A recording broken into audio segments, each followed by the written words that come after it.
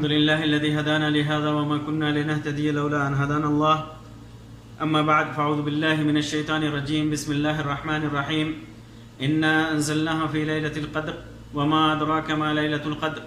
القدر خير من 1000 شهر تنزل الملائكة والروح فيها بإذن ربهم من كل أمر سلام هي حتى مطلع الفجر. بے شک ہم نے قرآن مجید کو قدر کی رات میں نازل کیا،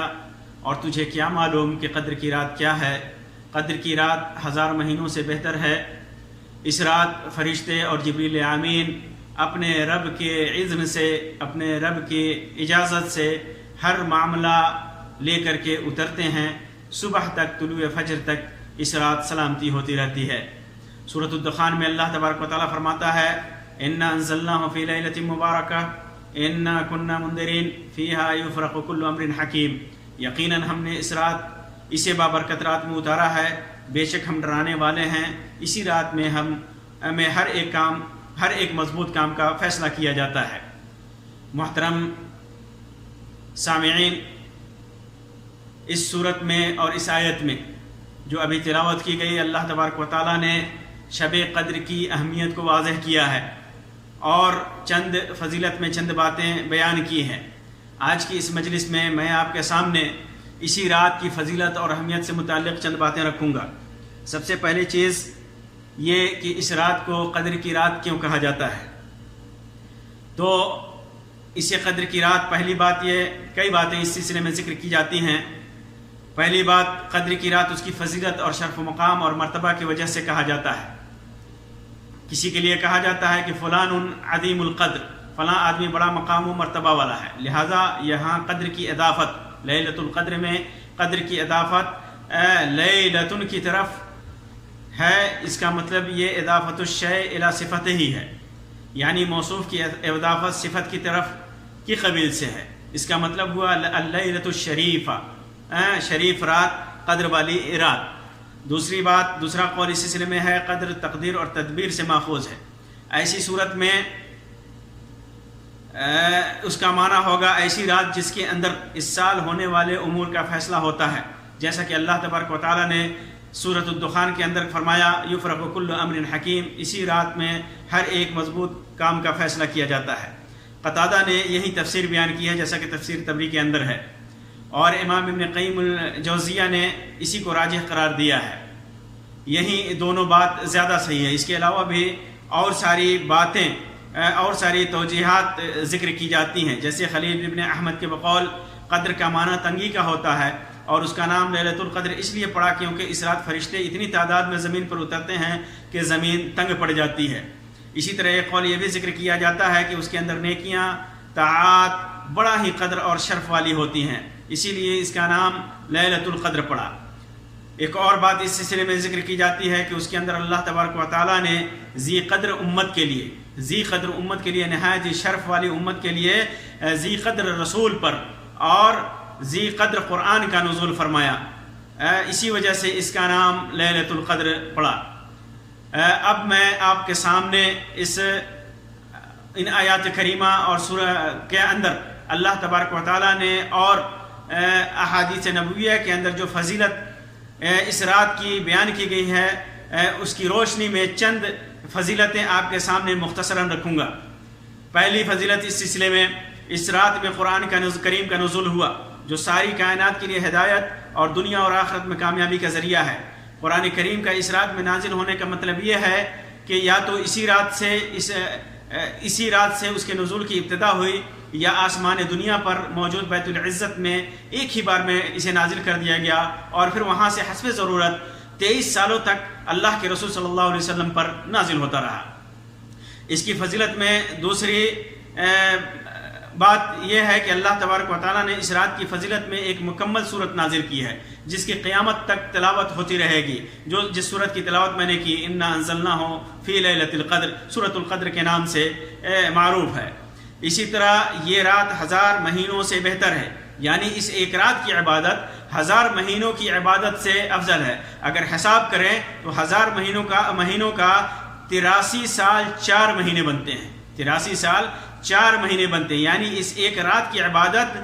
83 سال 4 مہینوں کی عبادت سے افضل ہے۔ یہ امت محمدیہ پر اللہ رب العزت کا عظیم احسان ہے کہ نہایت ہی مختصر مدت میں اس قدر عظیم ثواب حاصل کرنے کا اللہ تبارک و تعالیٰ موقع دے رہا ہے۔ اسی طرح اس کی فضیلت یہ ہے کہ اس رات ہر مضبوط کام کا فیصلہ کیا جاتا ہے، جیسے روزی، موت و حیات، ولادت اور خیر و شر کے فیصلے جو لوح محفوظ میں ہیں اسی کے مطابق اس رات میں فیصلے ہوتے ہیں۔ اسی طرح اللہ تبارک و تعالیٰ نے فرمایا وما ادراک ما لیلۃ القدر، اس میں اللہ تبارک و تعالیٰ نے سوالیہ انداز میں اس رات کی اہمیت اور فضیلت کو بیان کیا ہے کہ تجھے کیا معلوم کہ قدر کی رات کیا ہے۔ اسی طرح اس رات کو اللہ تبارک و تعالیٰ نے مبارک رات کا نام دیا ہے، لیلۃ مبارکہ۔ اسی طرح اس رات خیر و برکت کی کثرت کی وجہ سے فرشتے زمین پر نازل ہوتے رہتے ہیں، خاص طور سے جبریل علیہ السلام کا نزول ہوتا ہے۔ واضح رہے کہ فرشتوں کا نزول خیر و برکت کے ساتھ ہی ہوتا ہے، فرشتوں کا نزول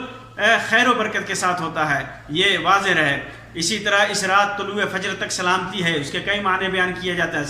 سلام ہی حتی مطلع الفجر، طلوع فجر تک سلامتی ہوتی رہتی ہے۔ اس کے کئی معنی ہیں، ایک معنی یہ ہے کہ اس میں شر نہیں ہے، دوسرا معنی سلامتی والی اس معنی میں کہ اس رات مومن شیطان کے شر سے محفوظ رہتا ہے، مومن شیطان کے شر سے محفوظ رہتا ہے، سالم رہتا ہے۔ اسی طرح اس کا ایک معنی یہ بھی بیان کیا گیا ہے کہ فرشتے اہل ایمان کو سلام عرض کرتے ہیں۔ اسی طرح اس کا ایک معنی یہ بیان کیا گیا ہے کہ فرشتے آپس میں ایک دوسرے کو سلام عرض کرتے ہیں۔ اسی طرح ایک معنی اس کا یہ بیان کیا گیا ہے کہ چونکہ بندہ اس رات خوب اللہ کی اطاعت و عبادت کرتا ہے اس لیے عقاب اور عذاب سے محفوظ رہتا ہے۔ اسی طرح اس رات کی فضیلت یہ ہے کہ اس رات عبادت کرنے سے سارے گناہ معاف کر دیے جاتے ہیں، جیسا کہ ابو ہریرہ رضی اللہ تعالیٰ عنہ کی روایت میں ہے کہ اللہ کے رسول صلی اللہ علیہ وسلم نے ارشاد فرمایا من یقم لیلۃ القدر ایمانا واحتسابا غفر له ما تقدم من ذنبه، جس نے بھی ایمان کی حالت میں ثواب کی نیت سے قیام لیلۃ القدر میں قدر کی رات میں قیام کیا، اس کے سارے پچھلے چھوٹے گناہ معاف کر دیے جاتے ہیں۔ امام بخاری اور مسلم نے اس کو روایت کیا ہے۔ اسی طرح اس رات جس نے بھی اللہ کی خوشنودی اور چاہت میں کوشش کی اور اسے پا لیا تو سارے خیر حاصل کر لے گا۔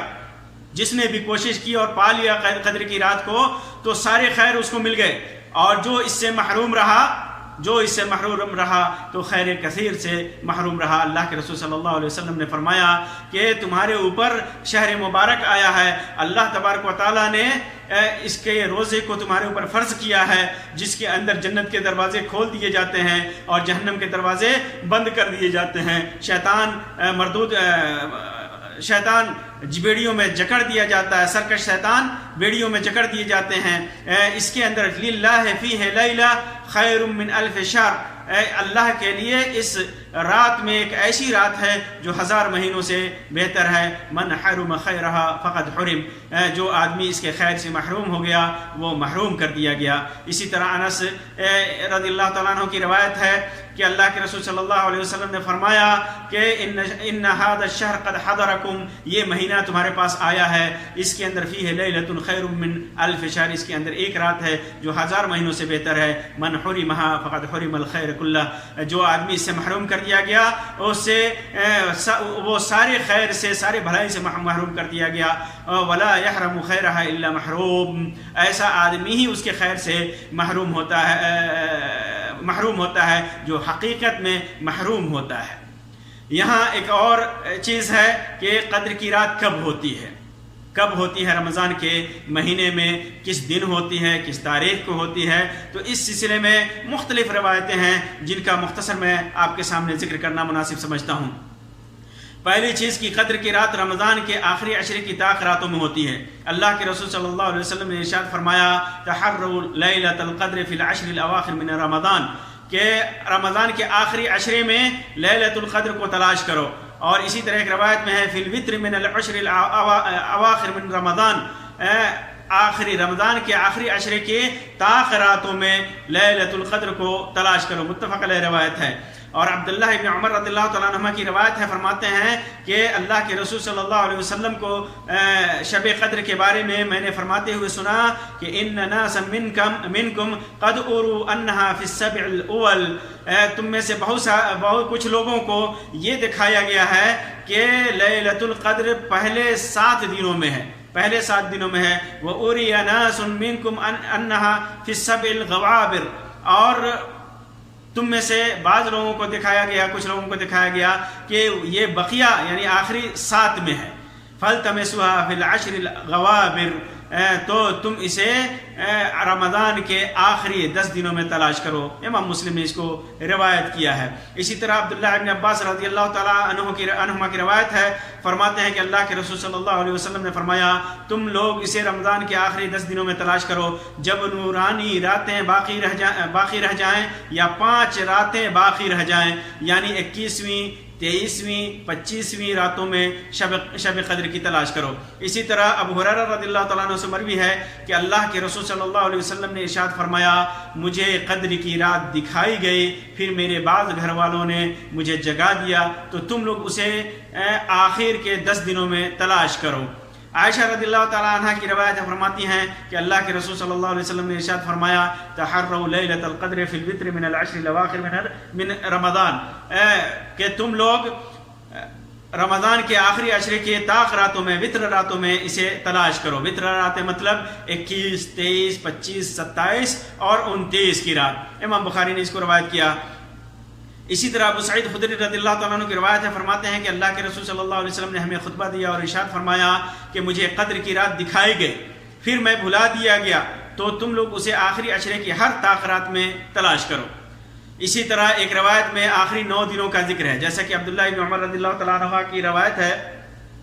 کہ اللہ کے رسول صلی اللہ علیہ وسلم نے فرمایا تحینوا لیلۃ القدر فی العشر الاواخر او قال فی التسع الاواخر، کہ عشر اواخر میں لیلۃ القدر کو تلاش کرو، یا کہا کہ فی التسع الاواخر، آخری 9 دنوں میں تلاش کرو۔ امام مسلم نے اس کو روایت کیا ہے۔ اسی طرح عبداللہ ابن عمر رضی اللہ تعالیٰ عنہ سے مروی ہے کہ اللہ کے رسول صلی اللہ علیہ وسلم نے ارشاد فرمایا لیلۃ القدر آخری 10 راتوں میں تلاش کرو، یا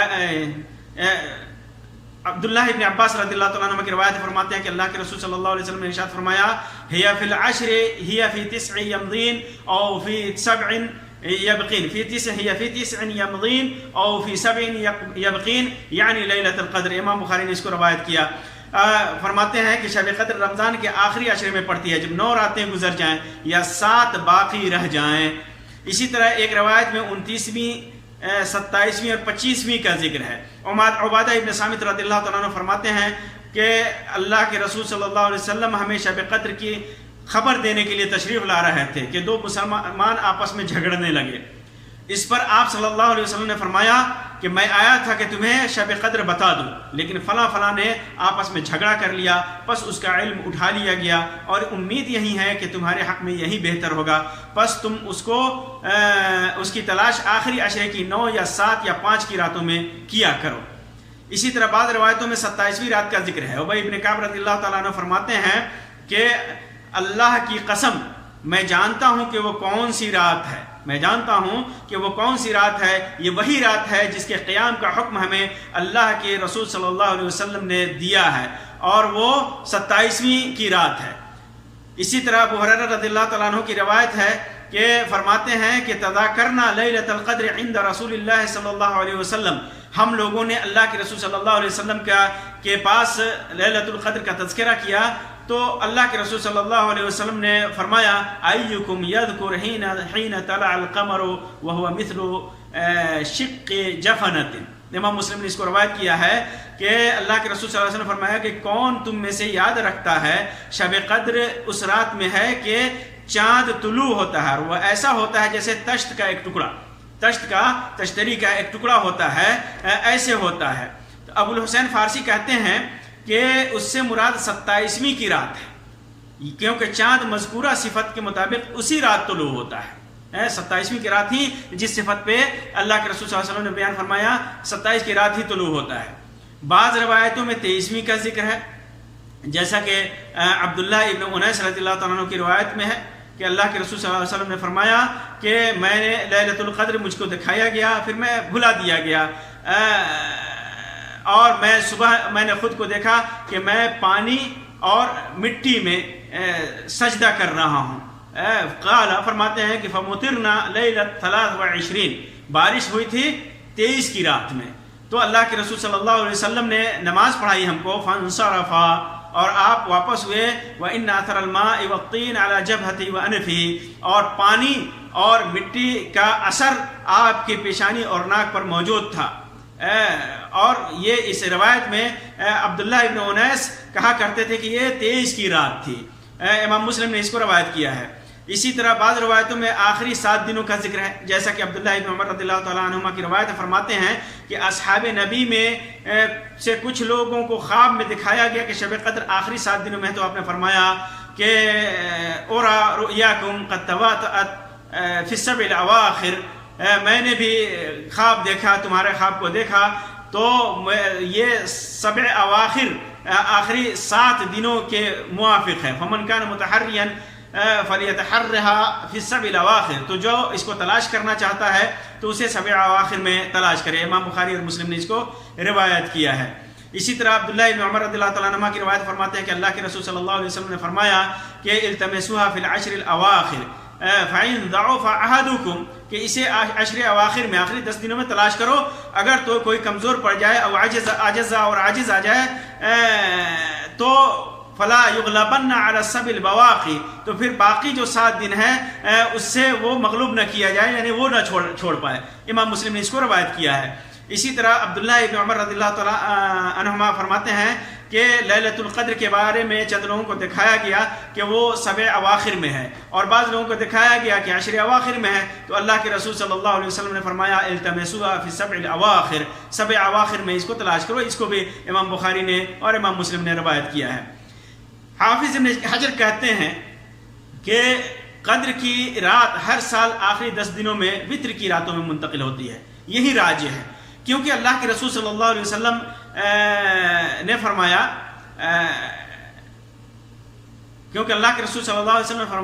التمسوها فی العشر الاواخر من رمضان، اسے رمضان کے آخری عشرے میں تلاش کرو۔ لیلۃ القدر فی 9 تبقى فی 7 تبقى فی 5 تبقى، کیونکہ اللہ کے رسول صلی اللہ علیہ وسلم کا فرمانا ہے کہ تم لوگ اسے رمضان کے آخری 10 دنوں میں تلاش کرو جب نورانی راتیں باقی رہ جائیں، یعنی 5 راتیں باقی رہ جائیں، یعنی 21ویں یا 23ویں یا 25ویں راتوں میں اس شب قدر کو تلاش کرو۔ تو معلوم کیا ہوا کہ شب قدر متعین نہیں، اللہ تبارک و تعالیٰ نے کسی ایک رات میں اس کو محصور نہیں رکھا ہے، بلکہ اس کو رمضان کے آخری 10 دنوں میں رکھا ہے، اور خاص طور سے طاق راتیں جو ہیں 21ویں 23ویں 25ویں 27ویں اور 29ویں کو رکھا ہے۔ کسی رات میں، چونکہ روایات ہر رات کے سلسلے میں ہے، 21ویں کے بارے میں بھی ہے، 23ویں کے بارے میں بھی ہے، 25ویں بھی ہے، 27ویں بھی ہے، 29ویں بھی ہے، ساری روایتیں ملتی ہیں، تو اسے یہی پتہ چلتا ہے ساری روایتوں کو اکٹھا کر کے کہ شب قدر کسی ایک رات میں محصور نہیں ہے، بلکہ مختلف راتوں میں شب قدر اللہ تبارک و تعالیٰ اسے منتقل کرتا رہتا ہے، تاکہ زیادہ سے زیادہ لوگ ان راتوں کو، اس رات کی تلاش میں اللہ تبارک و تعالیٰ کی عبادت زیادہ سے زیادہ کر سکیں۔ اس کی علامت کے سلسلے میں بھی کئی باتیں ذکر کی جاتی ہیں، بہت ساری روایتیں ہیں، صحیح مسلم کے اندر ہے وہ کہ ہی لیلۃ ابی بن کعب رضی اللہ تعالیٰ عنہ کی روایت ہے، وہ فرماتے ہیں کہ یہ 27 وہ رات ہے جس کی صبح کو 27 تاریخ ہوتی ہے، اور نشانی کیا ہے اس کی شب قدر کی؟ یہ ہے کہ اس کی صبح کو سورج نکلتا ہے، وَأَمَارَاتُهَا أَن تَطْلَعُ الشَّمْسُ فِي صَبِيحَةِ يَوْمِهَا بَيْضَاء، صبح کو سورج نکلتا ہے اور اس میں شعاع نہیں ہوتی، سورج کے اندر شعاع نہیں ہوتی۔ اور ابن حبان کی روایت میں ہے کہ اس کی علامت یہ ہے کہ ان تطلع الشمس فی صبیحۃ یومها بیضاء لا شعاع لها کأنها تست، جیسے وہ تست ہو، تشتری ہو۔ قاضی عیاض نے لکھا ہے کہ اس کی 2 وجہیں ہو سکتی ہیں، یہ علامت اس رات میں رہی ہو جس رات میں اللہ کے رسول صلی اللہ علیہ وسلم نے خبر دی تھی اور اسے ان لوگوں کے لیے بطور علامت آپ نے بتایا تھا، تو وہ اس کے ساتھ خاص ہو، ہر رات کے ساتھ خاص نہ ہو، بغیر علامت کے راتیں ہوں، یا یہ کہ اس سورج کی خاص صفت رہی ہو، یعنی اس رات وہ سورج خاص اسی صفت پہ نکلا ہو۔ اس سلسلے میں یہ بھی کہا جاتا ہے کہ اس کو سورج کو ان فرشتوں سے چھپایا گیا تھا جو اس وقت آسمان پر جا رہے تھے، جن کے بارے میں اللہ تبارک و تعالیٰ فرماتا ہے کہ وہ طلوع فجر تک نازل ہوتے رہتے ہیں، واللہ عالم۔ اسی طرح ابن خزیمہ وغیرہ میں عبداللہ ابن عباس رضی اللہ تعالیٰ عنہ کی روایت ہے کہ اللہ کے رسول صلی اللہ علیہ وسلم نے ارشاد فرمایا کہ لیلۃ القدر لیلۃ طلقۃ لا حارہ ولا باردہ، کہ قدر کی رات صاف ہوتی ہے، نہ ٹھنڈ نہ گرم۔ اس دن الشمس یومہا حمراء ضعیفہ، اس دن سورج ہلکی لالی لی ہوئی ہوتی ہے۔ اسے امام ابن خزیمہ نے اور امام ابو داؤد طیالسی نے اپنے مسند کے اندر روایت کیا ہے۔ اسی طرح امام طبرانی نے روایت کیا ہے واصلہ بن اسقع کی روایت کہ اللہ کے رسول صلی اللہ علیہ وسلم نے ارشاد فرمایا لیلۃ القدر لیلۃ بلجتن، یعنی مضیۃ، چمکتی ہوئی رات قدر کی رات ہوتی ہے، لا حارہ ولا باردہ، نہ گرم ہوتی ہے نہ ٹھنڈی ہوتی ہے، لا یرما فیہا بنجم، کوئی ستارہ اس رات میں ٹوٹتا نہیں ہے، ستارہ اس رات میں نہیں ٹوٹتا ہے۔ اسی طرح ایک اور روایت عبادہ ابن صامت رضی اللہ تعالیٰ عنہ کی ہے، جس کے اندر بھی یہی صفت بیان کی گئی ہے کہ چمکتے ہوئی اس رات جو ہے چمکتی ہوئی ہوتی ہے، ساکن ہوتی ہے، سکونت والی ہوتی ہے، اس کے اندر ٹھنڈی اور نہ ٹھنڈی ہوتی ہے زیادہ نہ گرمی، اور کوئی ستارہ اس کے اندر ٹوٹ نہیں پاتا ہے صبح تک، اور سورج جو ہے برابر نکلتا ہے، اس کے اندر شعاع نہیں ہوتی، اور جیسے لیلۃ البدر میں 14ویں کی چاند کی رات میں چاند نکلا ہو، اور شیطان اس رات نہیں نکلتا، اسے امام احمد نے اور امام طبرانی نے مسند شامین کے اندر اور ضیاء مقدسی نے مختارہ کے اندر اس کو روایت کیا ہے۔ امام حیثمی نے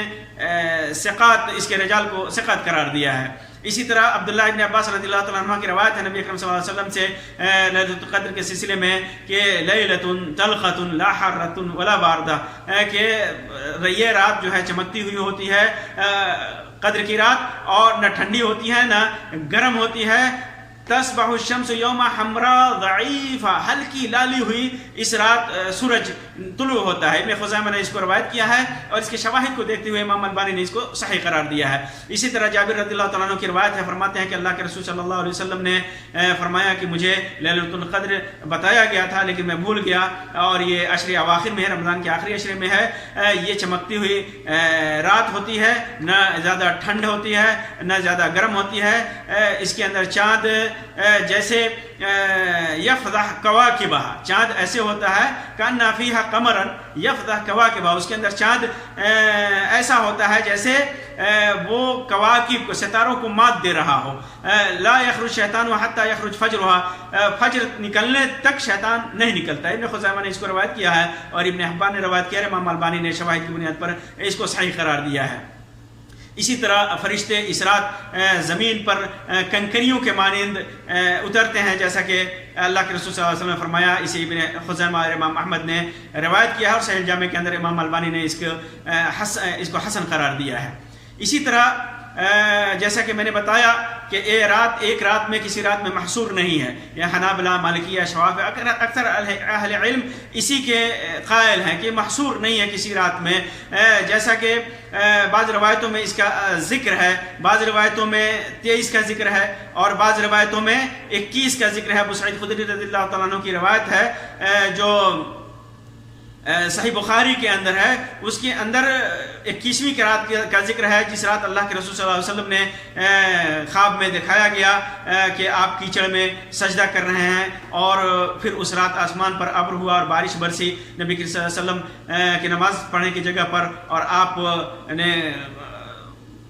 جب صبح سے آپ نماز سے فارغ ہوئے اور واپس ہوئے تو آپ کے چہرے انور پہ کیچڑ لگا ہوا تھا، پانی لگا ہوا تھا، اور صراحت ہے کہ وہ 21ویں کی رات ہے۔ راوی اس کے اندر صراحت کرتا ہے کہ 21ویں کی رات تھی۔ اسی طرح عبداللہ ابن امیس کی روایت کے اندر، جیسا کہ میں نے بیان کیا پہلے، روایت جو امام مسلم نے جس کو روایت کیا ہے، اور امام احمد اور بحقی نے بھی اس کو ذکر کیا ہے، اس کے اندر 23ویں کی صراحت ہے۔ معلوم کیا ہوا کہ قدر کی رات ایک رات میں محصور نہیں ہے، مختلف راتوں میں ہے، اور اس کی وجہ یہی ہے کہ انسان زیادہ سے زیادہ اللہ تبارک و تعالیٰ کی عبادت میں اپنا وقت گزار سکے، اس فضیلت والے مہینے کے آخری فضیلت والے عشرے کو خاص طور سے اس کا فائدہ اٹھا سکے اور زیادہ سے زیادہ عبادتوں میں گزار سکے۔ قدر کی رات کے لیے کوئی خاص عبادت نہیں ہے، کوئی خاص عبادت متعین نہیں ہے کہ اس طریقے پہ نماز پڑھنی ہے یا اس طریقے پہ ذکر و اذکار کرنا ہے۔ جو بھی انسان کو میسر ہو اللہ تبارک و تعالیٰ کی عبادت کرے، اللہ تبارک و تعالیٰ کا ذکر و اذکار کرے، دین کا جو بھی کام ہو، صدقہ و خیرات ہو، تلاوت قرآن مجید ہو، ذکر و اذکار ہو، تسبیحات ہو، نوافل کا اہتمام ہو، تراویح کا قیام ہو، جو بھی انسان پڑھنا چاہے اللہ تبارک و تعالیٰ کے لیے پڑھے۔ اور خاص طور سے اس رات کے لیے ایک دعا منقول ہے جو عائشہ رضی اللہ تعالیٰ عنہ سے مروی ہے، فرماتی ہیں کہ انہوں نے اللہ کے رسول صلی اللہ علیہ وسلم سے پوچھا کہ اللہ کے رسول صلی اللہ علیہ وسلم یہ بتا دیجئے کہ اگر لیلۃ القدر مجھے معلوم ہو تو میں کیا پڑھوں، اس کے اندر کون سی دعا کروں؟ تو اللہ کے رسول صلی اللہ علیہ وسلم نے فرمایا کہو اللہم کا عفو تحب العفو فاعف عنی، اللہم انک عفو تحب العفو فاعف عنی، اے اللہ تو سراپا معافی ہے، تو سراپا عفو ہے، اس لیے تو مجھے معاف کر دے۔ یہ لیلۃ القدر میں یہ دعا مشروع ہے۔ اس حدیث کو امام ترمذی نے، امام ابن ماجہ نے، امام احمد نے روایت کیا ہے۔ امام ترمذی نے اس کو حسن صحیح قرار دیا ہے، اور امام نووی نے اس اذکار کے اندر اس کی سند کو صحیح قرار دیا ہے۔ اسی طرح امام ابن قیم نے اعلام الموقعین کے اندر اس کو صحیح قرار دیا ہے۔ امام البانی نے صحیح سنن ترمذی کے اندر امام البانی نے بھی اس کو صحیح قرار دیا ہے۔ تو یہ دعا ہمیں زیادہ سے زیادہ ان راتوں میں پڑھنا چاہیے، زیادہ سے زیادہ ہمیں اللہ تبارک و تعالیٰ کی عبادت کرنی چاہیے۔ اللہ تبارک و تعالیٰ سے دعا ہے کہ اللہ تبارک و تعالیٰ ہمیں اس فضل اور قدر والی رات کو پہنچنے کی توفیق عطا فرمائے۔ اللہ تبارک و تعالیٰ ہمیں توفیق دے کہ سارے عشرے میں، آخری عشرے میں ہم اس قدر عبادت کریں کہ ہم اس رات کو پالیں اور پھر ہماری عبادت 1000 مہینوں کی عبادت سے بہتر ہو جائے۔ اللہ تبارک و تعالیٰ اس عبادت کو قبول فرمائے۔ اللہ تبارک و تعالیٰ ہمیں گناہوں سے اور برائیوں سے بچائے۔ آمین یا رب العالمین۔ وآخر دعوانا ان الحمد للہ رب العالمین، وصلی اللہ علی خیر خلقہ وسلم، والسلام علیکم ورحمۃ اللہ۔